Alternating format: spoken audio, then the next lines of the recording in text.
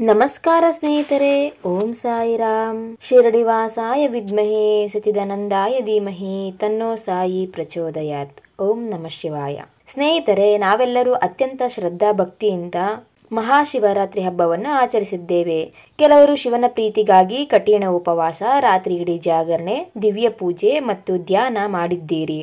ಇನ್ನು ಕೆಲವರು ಅನಿವಾರ್ಯ ಕಾರಣಗಳಿಂದ ಉಪವಾಸ ಮಾಡಲಾಗದಿದ್ದರೂ ಭಕ್ತಿಯಿಂದ ಶಿವನ ನಾಮ ಜಪ ಮಾಡುತ್ತಾ ದೇವಸ್ಥಾನಕ್ಕೆ ಹೋಗಿ ದರ್ಶನ ಪಡೆದು ಪುನೀತರಾಗಿದ್ದೀರಿ. ನಿಮ್ಮ ಈ ಎಲ್ಲಾ ಸೇವೆಗೆ ಆ ಭೋಲೆನಾಥ ಸಾಯಿನಾಥನು ತೃಪ್ತನಾಗಿದ್ದಾರೆಯೇ? ನಿಮ್ಮ ವ್ರತಕ್ಕೆ ಸಾಯಿ ಶಿವ ನೀಡುತ್ತಿರುವ ಫಲವೇನು? ಉಪವಾಸ ಮಾಡಿದವರಿಗೆ ಸಿಗುವ ಫಲವೇನು? ಮತ್ತು ಕೇವಲ ನಾಮಜಪ ಮಾಡಿದ ಭಕ್ತರಿಗೆ ಶಿವನು ತೃಪ್ತನಾಗಿ ಏನು ನೀಡುತ್ತಿದ್ದಾನೆ? ಅಥವಾ ಸಾಧಾರಣವಾಗಿ ಭಕ್ತಿ ಮಾಡಿದವರಿಗೆ ನಿಮ್ಮ ಜೀವನದ ಕಷ್ಟಗಳು ಶಿವನು ತೃಪ್ತನಾಗಿ ಫಲಗಳೇನು ನೀಡುತ್ತಿದ್ದಾನೆ? ನಿಮ್ಮ ಜೀವನದ ಕಷ್ಟಗಳು ಈ ಶಿವರಾತ್ರಿಯೊಂದಿಗೆ ಹೇಗೆ ಅಂತ್ಯವಾಗಲಿವೆ ಎಂಬುದನ್ನು ಈ ವಿಡಿಯೋ ಮೂಲಕ ಇವತ್ತು ನಾವು ಸಂಪೂರ್ಣವಾಗಿ ತಿಳಿಯೋಣ. ಸಾಯಿ ಶಿವನ ಈ ದಿವ್ಯ ಸಂದೇಶ ನಿಮಗಾಗಿ. ವಿಡಿಯೋವನ್ನು ಕೊನೆವರೆಗೂ ನೋಡಿ. ಈ ಒಂದು ಎನರ್ಜಿನಲ್ಲಿ ಬರ್ತಕ್ಕಂತಹ ಸಂದೇಶವನ್ನು ಪಡೆಯಲು ಯಾರೆಲ್ಲ ಈ ವಿಡಿಯೋವನ್ನು ನೋಡುತ್ತಿದ್ದೀರೋ ಲೈಕ್ ಮಾಡಿ ಹಾಗೂ ಸಬ್ಸ್ಕ್ರೈಬ್ ಮಾಡುವುದನ್ನು ಮರೆಯದಿರಿ.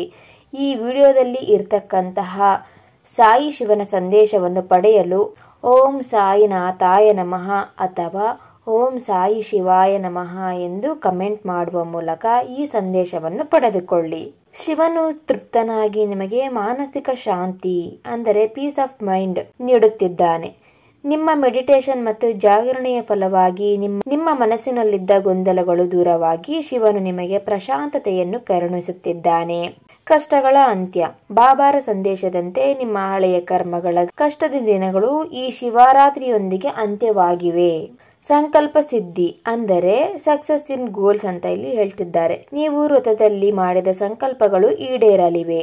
ಉದ್ಯೋಗ ಅಥವಾ ವೈಯಕ್ತಿಕ ಜೀವನದ ಸಕಾರಾತ್ಮಕ ಬದಲಾವಣೆ ಬರಲಿದೆ. ನಿಮ್ಮ ಇಷ್ಟಾರ್ಥ ಸಿದ್ಧಿಯಾಗಲಿದೆ. ಆರೋಗ್ಯ ಮತ್ತು ರಕ್ಷಣೆ. ಶಿವನು ತನ್ನ ಭಕ್ತರಿಗೆ ಆರೋಗ್ಯ ಮತ್ತು ರಕ್ಷಣೆಯ ಕವಚವನ್ನು ನೀಡುತ್ತಿದ್ದಾನೆ. ನಿಮ್ಮ ಸುತ್ತಲಿರುವ ನೆಗೆಟಿವ್ ಜನರಿಂದ ಉಂಟಾಗುತ್ತಿದ್ದ ಮಾನಸಿಕ ಹಿಂಸೆ, ಜಗಳ ಮತ್ತು ಕಿರಿಕಿರಿಗಳು ಅಂತ್ಯವಾಗಲಿವೆ. ನಿಮ್ಮ ಶಾಂತಿಯನ್ನು ಹೀರುತ್ತಿದ್ದ ಅಂದ್ರೆ ನಿಮ್ಮ ಎನರ್ಜಿನ ಡ್ರೈನ್ ಮಾಡ್ತಿರ್ತಕ್ಕಂತಹ ಸಂಬಂಧಗಳಿಂದ ನೀವು ಬಿಡುಗಡೆ ಹೊಂದಲಿದ್ದೀರಿ. ನಿಮ್ಮನ್ನ ಮಾನಸಿಕವಾಗಿ ಕುಗ್ಗಿಸ್ತಕ್ಕಂತಹ ವ್ಯಕ್ತಿಗಳು, ನೀವು ಏನು ಮಾಡಿದ್ರು ನಿಮ್ಮಲ್ಲಿ ಒಳ್ಳೆಯದನ್ನು ಗುರುತಿಸದೆ ನಿಮ್ಮನ್ನ ತಿಟ್ಟುತ್ತಾ ಇರ್ತಕ್ಕಂತಹ ವ್ಯಕ್ತಿಗಳಿಂದ ನಿಮಗೆ ಬಿಡುಗಡೆ ಸಿಗುತ್ತೆ ಅಂತ ಇಲ್ಲಿ ಹೇಳ್ತಿದ್ದಾರೆ. ಯಾವುದೋ ಒಂದು ಹೊಸ ಅವಕಾಶದ ಬಾಗಿಲು ತೆರೆಯಲಿದೆ. ದೀರ್ಘಕಾಲದ ಕಷ್ಟದ ಕರ್ಮಗಳಿಂದ ಮುಕ್ತಿ ಸಿಗಲಿದ್ದು ಜೀವನದಲ್ಲಿ ಸಕಾರಾತ್ಮಕ ಹಾದಿ ಗೋಚರಿಸಲಿದೆ. ಆ ಸಕಾರಾತ್ಮಕ ಹಾದಿಯಲ್ಲಿ ನಡೆದರೆ ನೀವು ಅಂದುಕೊಂಡಂತಹ ಜೀವನವನ್ನು ನೀವು ಪಡೆಯುತ್ತೀರಿ ಅಂತ ಇಲ್ಲಿ ಹೇಳುತ್ತಿದ್ದಾರೆ. ನಿಮ್ಮ ಗುರಿಗಳ ಬಗ್ಗೆ ಎಲ್ಲರ ಹತ್ತಿರ ಹೇಳಿಕೊಳ್ಳಬೇಡಿ. ಇದರಿಂದ ನಕಾರಾತ್ಮಕ ಶಕ್ತಿಗಳ ಪ್ರಭಾವ ಕಡಿಮೆಯಾಗುತ್ತದೆ. ನೀವು ಗುಟ್ಟಾಗಿ ಏನನ್ನೇ ಮಾಡುವುದಿದ್ದರೂ ಗುಟ್ಟಾಗಿ ಮಾಡುವುದರಿಂದ ನಿಮಗೆ ಲಾಭಗಳು ಹೆಚ್ಚು ಅಂತ ಇಲ್ಲಿ ಹೇಳುತ್ತಿದ್ದಾರೆ. ಮೂರನೇ ವ್ಯಕ್ತಿಯ ಪ್ರವೇಶದಿಂದ ಸಂಬಂಧಗಳಲ್ಲಿ ಉಂಟಾಗಿದ್ದ ಬಿರುಕು ಮತ್ತು ತಪ್ಪು ತಿಳುವಳಿಕೆಗಳು ದೂರವಾಗಲಿವೆ. ಬ್ಲ್ಯಾಕ್ ಮ್ಯಾಜಿಕ್ ಅಥವಾ ನೆಗೆಟಿವ್ ದೃಷ್ಟಿಯಿಂದ ಉಂಟಾಗಿದ್ದ ಅಡೆತಡೆಗಳು ನಿವಾರಣೆಯಾಗಲಿವೆ. ಅಂದರೆ ಮಾಟ ಮಂತ್ರಗಳು ಅಥವಾ ಕಾಣದೆ ನೀವೇನಾದ್ರೂ ದಾಟಿರ್ತೀವಲ್ಲ, ಅದೂ ಸಹಿತ ಈ ಶಿವನ ಶಕ್ತಿಯಿಂದ ನೀವು ಮಾಡಿರ್ತಕ್ಕಂಥ ಶಿವರಾತ್ರಿ ಆಚರಣೆಯಿಂದ ಎಲ್ಲ ಅಡೆತಡೆಗಳು ನಿವಾರಣೆ ಆಗುತ್ತೆ ಅಂತ ಇಲ್ಲಿ ಹೇಳ್ತಿದ್ದಾರೆ. ದೂರವಾಗಿದ್ದ ಪ್ರೀತಿ ಪಾತ್ರರು ಅಥವಾ ಸ್ನೇಹಿತರು ಮತ್ತೆ ನಿಮ್ಮ ಜೀವನಕ್ಕೆ ಮರಳುವ ಸಾಧ್ಯತೆ ಇದೆ. ಯಾಕೆ ಅಂತಂದ್ರೆ ಶಿವ ಕೂಡ ತನ್ನ ಪ್ರೀತಿ ಪಾತ್ರಳನ್ನ ಪಡೆಯೋದಕ್ಕೋಸ್ಕರ ತಪಸ್ಸೆ ಮಾಡಿದಾನೆ. ಶಿವ ಮತ್ತು ಪಾರ್ವತಿಯು ಭೂಮಿ ಮೇಲಿನ ಮೊದಲ ಪ್ರೀತಿ ಅಂತಾನೆ ಅವರು ಪ್ರತೀತಿ ಆಗಿರೋದ್ರಿಂದ ನಿಮ್ಮ ಪ್ರೀತಿ ಪಾತ್ರರು ನಿಮ್ಮ ಜೀವನದಲ್ಲಿ ಮರಳಿ ಬರ್ತಕ್ಕಂಥ ಸಾಧ್ಯತೆ ಇದೆ ಅಂತ ಹೇಳಿ ತಿಳಿಸ್ತಿದ್ದಾರೆ. ಹಣಕಾಸಿನ ಸ್ಥಿತಿ ಗಣನೀಯವಾಗಿ ಸುಧಾರಿಸಲಿದೆ. ನಿಮ್ಮ ಎನರ್ಜಿಯನ್ನು ರಕ್ಷಿಸಿಕೊಳ್ಳಿ ಮತ್ತು ಯಾರಿಗೆಲ್ಲ ಹಣದ ಸಹಾಯ ಮಾಡಬೇಕು ಎಂಬುದನ್ನು ಸರಿಯಾಗಿ ಯೋಚಿಸಿ ನಿರ್ಧರಿಸಿ ಅಂತ ಇಲ್ಲಿ ಹೇಳ್ತಿದ್ದಾರೆ. ದುಡ್ಕೋದಕ್ಕೆ ಹೋಗ್ಬೇಡಿ ಅಂತ ಇಲ್ಲಿ ಹೇಳ್ತಿದ್ದಾರೆ. ನಾನು ಜೀವನದಲ್ಲಿ ಏನು ಮಾಡಲು ಸಾಧ್ಯವಿಲ್ಲ ಎನ್ನುವ ಕೀಳರಿಮೆ ಮತ್ತು ಗೊಂದಲಗಳಿಗೆ ಅಂತ್ಯ ಹಾಡಲಾಗುವುದು.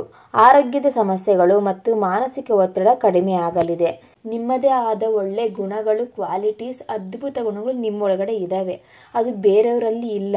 ಹಾಗಾಗಿ ನಿಮ್ಮನ್ನು ನೀವು ಹೈ ಲೆವೆಲಲ್ಲೇ ಟ್ರೀಟ್ ಮಾಡ್ಕೊಳ್ರಿ.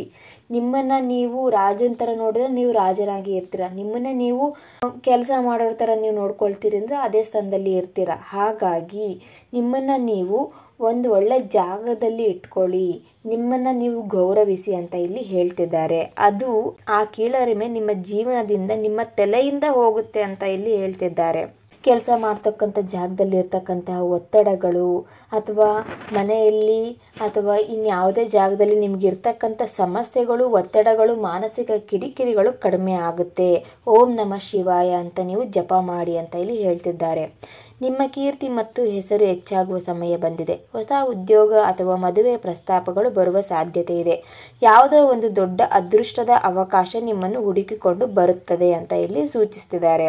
ಸುಮ್ಮನೆ ಕನಸು ಕಾಣುವುದನ್ನು ಬಿಟ್ಟು ದೃಢ ನಿರ್ಧಾರ ತಳೆದು ಹೆಜ್ಜೆ ಮುಂದೆ ಇಡಿ ಅಂತ ಇಲ್ಲಿ ಹೇಳ್ತಿದ್ದಾರೆ. ಆಗ ಮಾತ್ರ ಯೂನಿವರ್ಸ್ ಅಥವಾ ಬ್ರಹ್ಮಾಂಡ ನಾಯಕ ಆಗಿರ್ತಕ್ಕಂತಹ ದೇವರು ನಿಮಗೆ ಸಹಾಯ ಮಾಡುತ್ತಾರೆ ಅಂತ ಇಲ್ಲಿ ಹೇಳ್ತಿದ್ದಾರೆ. ಈಗ ಕೆಲವರು ಇವತ್ತು ಮಾಡೋಣ, ನಾಳೆ ಮಾಡೋಣ, ಪ್ರೊಕ್ಯಾಸ್ಟಿನೇಷನ್, ಮುಂದೂಡುವಿಕೆ, ಇದನ್ನ ಮಾಡೋದ್ರಿಂದ ಏನು ಸಿಗೋದಿಲ್ಲ. ಆಕ್ಷನ್ ಟೇಕರ್ ಆಗಿ ಅಂತ ಇಲ್ಲಿ ಹೇಳ್ತಿದ್ದಾರೆ. ಅದರಿಂದನೇ ನಿಮಗೆ ನಿಮ್ಮ ಜೀವನದಲ್ಲಿ ನಿಮ್ಮ ಗೋಲ್ನ ಅಚೀವ್ ಮಾಡೋದಕ್ಕೆ ಸಾಧ್ಯ ಆಗುತ್ತೆ ಅಂತ ಇಲ್ಲಿ ಹೇಳ್ತಿದ್ದಾರೆ. ನ್ಯಾಯಾಲಯದ ಕೇಸುಗಳಲ್ಲಿ ಸಿಲುಕಿಕೊಂಡವರಿಗೆ ನ್ಯಾಯ ಸಿಗುವ ಸಾಧ್ಯತೆ ಇದೆ. ಯಾಕಂದರೆ ಶಿವ ಕೂಡ ನ್ಯಾಯಾಧಿಪತಿ ಅಂತಲೇ ಹೇಳಬಹುದು. ಅವನ ಪ್ರೀತಿನ ಪಡೆದುಕೊಳ್ಳೋದಕ್ಕೋಸ್ಕರ ನ್ಯಾಯಕ್ಕಾಗಿ ಹೋರಾಡ್ದ. ಅದೇ ರೀತಿ ಅವನ ಪ್ರೀತಿನ ಪಡ್ಕೊಂಡ. ಅದೇ ರೀತಿ ನಿಮಗೂ ಕೂಡ ಯಾವುದೇ ವಿಷಯದಲ್ಲಿ ನಿಮಗೆ ಅನ್ಯಾಯ ಆಗಿದೆ, ನ್ಯಾಯ ಸಿಗುತ್ತೆ ಅಂತ ಇಲ್ಲಿ ಹೇಳ್ತಿದ್ದಾರೆ. ನಿಮ್ಮ ಕರ್ಮದ ಫಲಗಳು ಮುಗಿದವು, ಈಗ ಒಳ್ಳೆ ಕಾಲ ಆರಂಭವಾಗುತ್ತಿದೆ ಅಂತ ಇಲ್ಲಿ ಹೇಳುತ್ತಿದ್ದಾರೆ.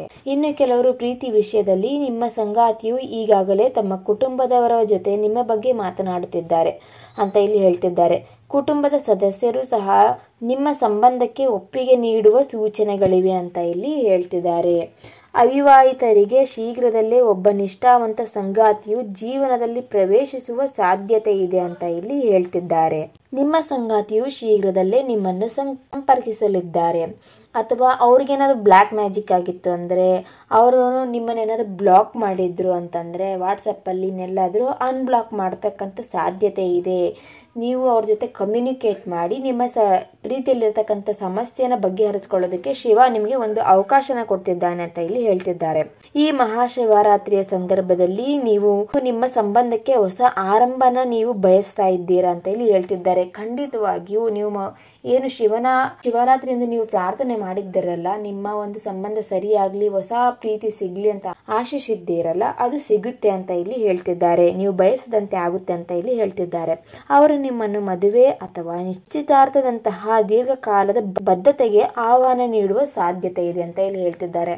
ನಿಮ್ಮ ಸಂಗಾತಿಯು ನಿಮ್ಮನ್ನು ಗಾಢವಾಗಿ ಪ್ರೀತಿಸುತ್ತಾರೆ. ನಿಮ್ಮ ಬಗ್ಗೆ ಅತೀವ ಕಾಳಜಿನೂ ಹೊಂದಿದ್ದಾರೆ ಅವರು ಅಂತ ಇಲ್ಲಿ ಹೇಳ್ತಿದ್ದಾರೆ. ಅವರು ನಿಮ್ಮೊಂದಿಗೆ ಮತ್ತೆ ಮಾತನಾಡಲು ಮೆಸೇಜ್ ಅಥವಾ ಕಾಲ್ ಮಾಡಲು ಬಯಸ್ತಿದ್ದಾರೆ. ನಿಮ್ಮೊಬ್ಬರ ನಡುವೆ ಏನು ಮಿಸ್ಅಂಡರ್ಸ್ಟ್ಯಾಂಡಿಂಗ್ ಆಗಿದೆಯಲ್ಲ, ಅಲ್ಲಿ ಅದನ್ನ ಕ್ಲಿಯರ್ ಆಗಿ ಸ್ಥಿರತೆ ಬರುತ್ತದೆ ಅಂತ ಇಲ್ಲಿ ಹೇಳ್ತಿದ್ದಾರೆ. ಹಾಗೆಯೇ ಸ್ವಲ್ಪ ಹಠಮಾರಿ ಸ್ವಭಾವದವರಾಗಿರೋದ್ರಿಂದ ಅವರು ನಿಮಗೆ ನಿಷ್ಠಾವಂತರಾಗಿದ್ದಾರೆ. ಹಠಮಾರಿತನ ಇದೆ ಅಂತ ಅಂದ ತಕ್ಷಣ ಅವರು ನಿಮ್ಮನ್ನ ಬಿಟ್ಟು ಹೋಗೋದಿಲ್ಲ. ಅವರು ನಿಮ್ಗೆ ನಿಯತ್ತಾಗಿದ್ದಾರೆ ಅಂತ ಇಲ್ಲಿ ತಿಳಿಸ್ತಿದ್ದಾರೆ. ಕಳೆದ ಕೆಲವು ಸಮಯದಿಂದ ನಿಮ್ಮ ಮತ್ತು ನಿಮ್ಮ ಸಂಗಾತಿ ನಡುವೆ ಸಾಕಷ್ಟು ಜಗಳಗಳು ಅಥವಾ ಭಿನ್ನಾಭಿಪ್ರಾಯಗಳು ನಡೆದಿರಬಹುದು. ಇದರಿಂದಾಗಿ ನೀವು ಬೇರ್ಪಟ್ಟಿದ್ದೀರಿ ಕೂಡ.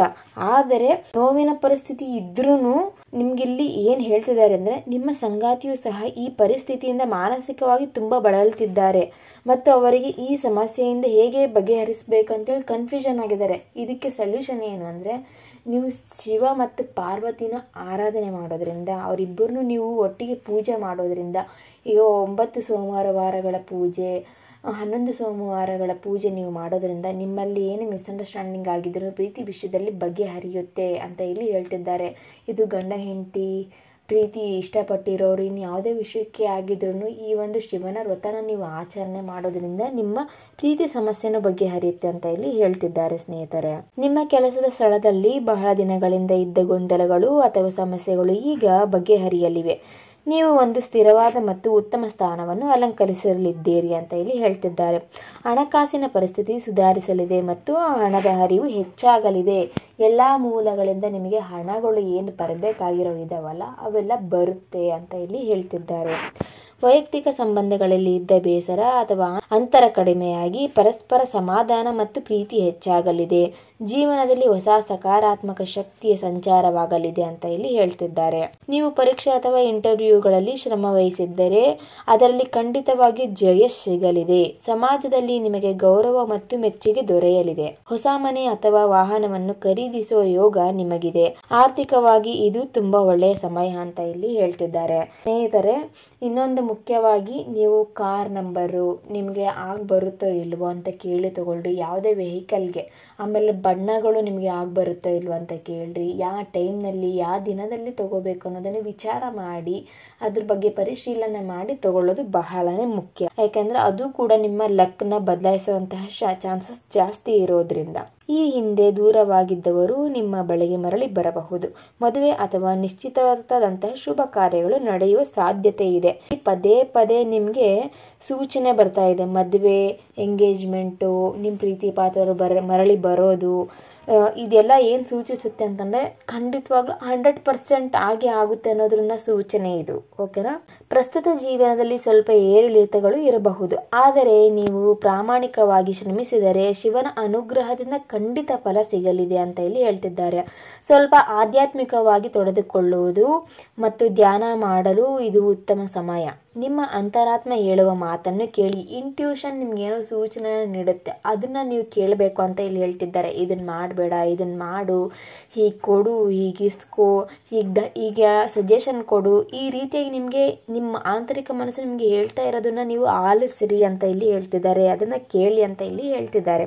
ವೃತ್ತಿ ಅಥವಾ ಪ್ರೀತಿಯ ವಿಷಯದಲ್ಲಿ ಗೊಂದಲವಿದ್ದರೆ ಧೈರ್ಯವಾಗಿ ನಿರ್ಧಾರ ತೆಗೆದುಕೊಳ್ಳಿ. ಪ್ರೇಮ ಜೀವನದಲ್ಲಿ ಅಹಂಕಾರವನ್ನು ಬದಿಗಿಟ್ಟರೆ ಎಲ್ಲವೂ ಸುಗಮವಾಗುತ್ತದೆ ಅಂತ ಇಲ್ಲಿ ಹೇಳ್ತಿದ್ದಾರೆ. ಈಗೋ ತೋರ್ಸೋದನ್ನ ಬಿಟ್ಬೇಡಿ, ಗೌರವನ ಕೊಡೋದನ್ನ ಮರೆಯೋದಕ್ಕೆ ಹೋಗ್ಬೇಡಿ ಅಂತ ಇಲ್ಲಿ ಹೇಳ್ತಿದ್ದಾರೆ.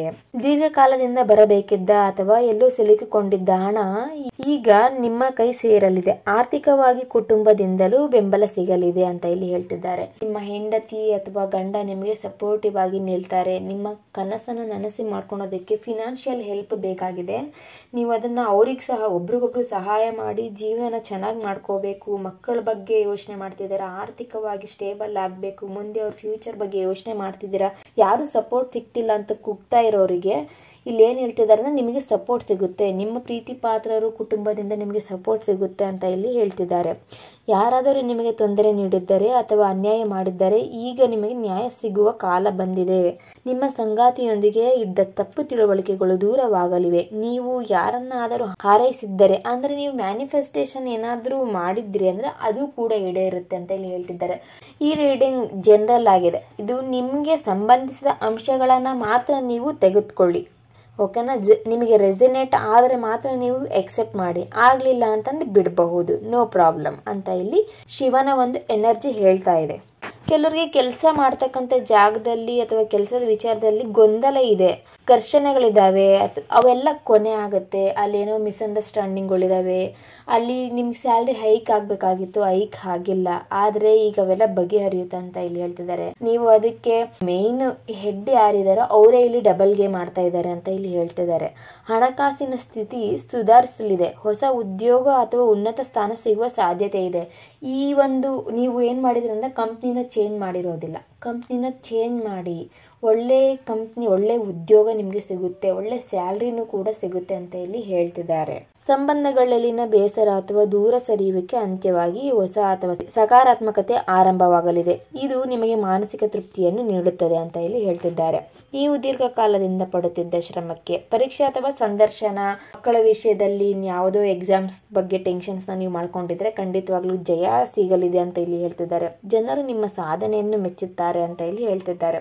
ನೀವು ಶರೀರವನ್ನು ದಂಡಿಸಿ ಮಾಡಿದ ಉಪವಾಸವು ನಿಮ್ಮ ಜನ್ಮ ಜನ್ಮಾಂತರ ಪಾಪಗಳನ್ನು ಕಳೆದು ಶಿವನು ನಿಮಗೆ ಮಾನಸಿಕ ಶಾಂತಿ ಮತ್ತು ಸ್ಥಿರತೆಯನ್ನು ಕರುಣಿಸುತ್ತಿದ್ದಾನೆ. ಶಿವನು ಕೇವಲ ಭಾವಪ್ರಿಯ. ನೀವು ಭಕ್ತಿಯಿಂದ ಒಂದು ಬಾರಿ ಶಿವನ ನಾಮ ಸ್ಮರಿಸಿದರೂ ನಿಮ್ಮ ಭಕ್ತಿಗೆ ಮೆಚ್ಚಿ ನಿಮ್ಮ ಸಂಕಲ್ಪವನ್ನು ಈಡೇರಿಸಲು ಸಾಯಿ ಶಿವ ನಿಮಗೆ ದಾರಿಯನ್ನು ತೋರಿಸಲಿದ್ದಾರೆ. ಸಾಯಿ ಶಿವ ಹೇಳುವಂತೆ ಶ್ರದ್ಧೆ ಮತ್ತು ಸಬೂರಿ ಮುಖ್ಯ. ನೀವು ಮಾಡಿದ ಪೂಜೆಯ ಫಲವಾಗಿ ನಿಮ್ಮ ಮನೆಯಲ್ಲಿ ಸುಖ, ಶಾಂತಿ, ಸಮೃದ್ಧಿ ನೆಲೆಸಲಿದ್ದು ಆರ್ಥಿಕ ಸಮಸ್ಯೆಗಳು ದೂರವಾಗಲಿವೆ. ಶಿವ ಮತ್ತು ಬಾಬಾರ ಈ ಅದ್ಭುತ ಆಶೀರ್ವಾದದ ಬಗ್ಗೆ ನಿಮಗೇನೆನಿಸಿತು?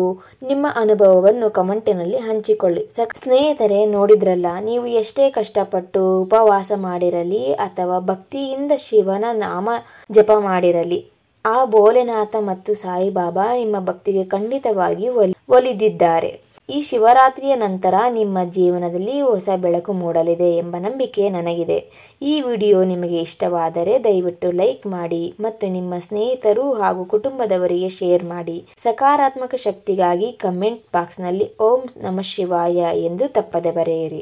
ಇಂತಹ ಮತ್ತಷ್ಟು ದಿವ್ಯ ಸಂದೇಶಗಳು ಮತ್ತು ಆಧ್ಯಾತ್ಮಿಕ ಮಾಹಿತಿಗಾಗಿ ನಮ್ಮ ಚಾನಲ್ಗೆ ಸಬ್ಸ್ಕ್ರೈಬ್ ಆಗಿ ಮತ್ತು ಪಕ್ಕದಲ್ಲಿರುವ ಬೆಲ್ ಐಕನ್ನ ಕ್ಲಿಕ್ ಮಾಡಿ. ಶಿವನ ಕೃಪೆ ನಿಮ್ಮೆಲ್ಲರ ಮೇಲಿರಲಿ.